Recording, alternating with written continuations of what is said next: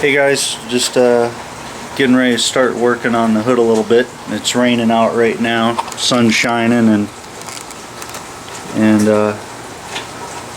raining, so can't really do a whole lot out there spraying primer or anything, but my lens is gonna fog up.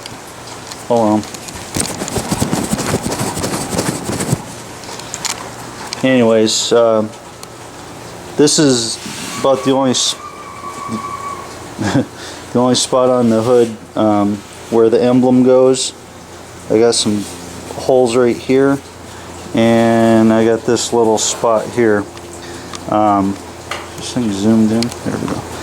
But basically, what we're going to do is I'm going to just kind of cut it here and here, and just kind of cut a little box out here, and then put a new piece of metal in here and weld it in, and hopefully that'll fix that. The only other spot I got is, you can see where it's split right here. Got a little dent there I gotta try and pop out, but I guess I'm gonna try and just run a bead along here and right here, try and stitch that back up and then grind it back down. That's it really, just that corner, this spot here. Son of a bitch. Just those three spots really. This side looks pretty good,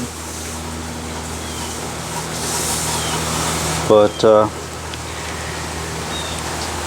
anyways, we'll go ahead and try and get this stuff done here. At least get something done while it's raining out. Another thing I gotta do is I gotta try and figure out this body lining up. It's hard to tell until I get the hood on. Once I put the hood on and everything, trying to get these body lines lined up, so that's one of the reasons why I'm trying to get this hood ready, so I can finish bolting the bed and everything on. Right now the bed's just kind of sitting on there, so. But other than that, I will be back here in just a few as soon as I start cutting this out.